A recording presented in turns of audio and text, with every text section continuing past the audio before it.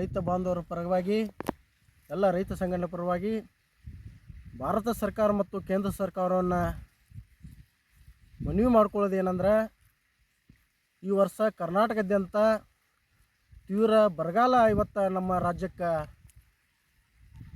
ತತ್ತರಿಸೈತಿ. ಇದರ ಅನ್ವಯ ಕರ್ನಾಟಕ ಸರ್ಕಾರ 223 ತಾಲೂಕುಗಳನ್ನ ಬರಪೀಡಿತ ತಾಲೂಕುಗಳಂತ ಈಗಾಗಲೇ ಘೋಷಣೆ ಮಾಡೈತಿ.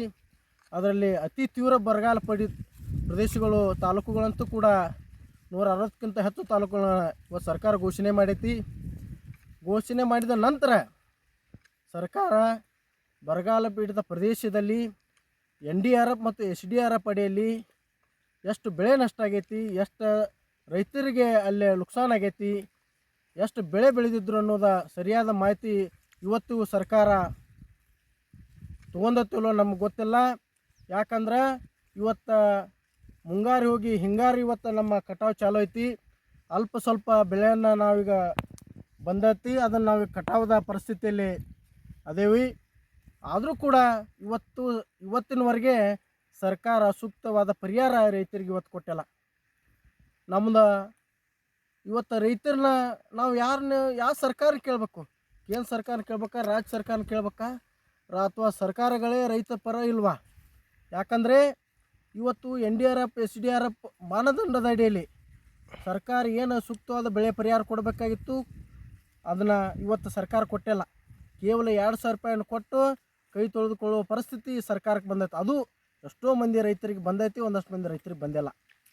ಅದಕ್ಕೆ ಭಾರತ ಸರ್ಕಾರ ಮತ್ತು ಕೇಂದ್ರ ಸರ್ಕಾರವನ್ನು ನಾವು ವಿನಂತಿಸ್ಕೊಳ್ಳೋದು ಏನಂದ್ರೆ, ಈ ವರ್ಷ ಭಾಳ ಪರಿಸ್ಥಿತಿ ಗಂಭೀರ ಐತಿ. ರೈತರ ಜಾನುವಾರಿಗೆ ಮೇವಿಲ್ಲ, ಕುಡಿಯೋಕೆ ನೀರಿಲ್ಲ, ಸರಿಯಾದ ಬಂದಂಥ ಬೆಳೆ ರೈತರಿಗೆ ಕೈಗೆ ಸಿಕ್ಕಿಲ್ಲ. ಆದ್ರೆ ಇವತ್ತು ಪರಿಸ್ಥಿತಿ ಗಂಭೀರ ಐತಿ. ತಾವು ಎಲ್ಲ ರೈತರ ಪರಿಸ್ಥಿತಿಯನ್ನು ಮನವರಿಕೆ ಮಾಡ್ಕೊಂಡು ಅವ್ರಿಗೆ ತಕ್ಷಣ ಇದೇ ಬರುವ ಅಧಿವೇಶನದಲ್ಲಿ ಅವ್ರಿಗೆ ಸೂಕ್ತವಾದ ಬೆಳೆ ಪರಿಹಾರ ಕೊಡುವಂಥ ವ್ಯವಸ್ಥೆ ತಮ್ಮ ಸರ್ಕಾರದಿಂದ ಆಗ್ಬೇಕಂತ ನಮ್ಮ ವಿನಂತಿ ಇದೆ. ಅದೇ ರೀತಿಯಾಗಿ ಕರ್ನಾಟಕ ರೈತ ಸುರಕ್ಷಾ ಪ್ರಧಾನ ಫಸಲ್ ಬಿಮಾ ಯೋಜನೆ ಬಗ್ಗೆ ಇವತ್ತು ಕೃಷಿ ಇಲಾಖೆಯಿಂದ ತಾವು ರೈತರಿಗೆ ಒಂದು ಅವೇರ್ನೆಸ್ ಮಾಡಿ ಅವ್ರಿಗೆ ಬೆಳೆ ವಿಮಾ ತುಂಬಿಸಲು ತಾವು ಏನು ಸಲಹೆ ಕೊಡ್ತೀರಿ, ಅದರ ನಿಮಿತ್ತವಾಗಿ ನಾವು ಸರ್ಕಾರದ ಒಂದು ಇಲಾಖೆ ವತಿಯಿಂದ ಇವತ್ತು ಇಷ್ಟೊಂದು ಜಾಗೃತಿ ಆಕತ್ತಂತೇಳಿ ನಾವೆಲ್ಲ ಬೆಳೆ ವಿಮಾ ತುಂಬ್ತೇವೆ. ಬೆಳೆ ವಿಮಾ ತುಂಬಿದ ನಂತರ ಕಂಪ್ನಿಗಳು ಏನು ಕಂಪ್ನಿ ಪರ ತಾವು ಸರ್ಕಾರದವ್ರು ಕೆಲಸ ಮಾಡ್ತಿರೋ, ರೈತ ಪರ ಕೆಲಸ ಮಾಡ್ತಿರೋ ಇವತ್ತು ನಮ್ಗೆ ತಿಳಿವಲ್ಲ. ಇವತ್ತು ಬರಗಾಲ ಅಂತ ತಾವ ಘೋಷಣೆ ಮಾಡಿರಿ, ಆದ್ರೆ ಮಧ್ಯಂತರ ಪರಿಹಾರನ ಆ ಕಂಪ್ನಿಗಳು ಯಾಕೆ ಕೊಟ್ಟಿಲ್ಲ? ಯಾಕೆ ಸರ್ಕಾರ ಇದಕ್ಕೆ ಗಂಭೀರವಾಗಿ ಯಾಕೆ ಪರಿಗಣಿಸಲ್ಲ ಇದನ್ನು? ಅದಕ್ಕೆ ನಾವು ಸರ್ಕಾರವನ್ನು ವಿನಂತಿಸ್ಕೊಳ್ತಾ ಇದ್ದೇವೆ.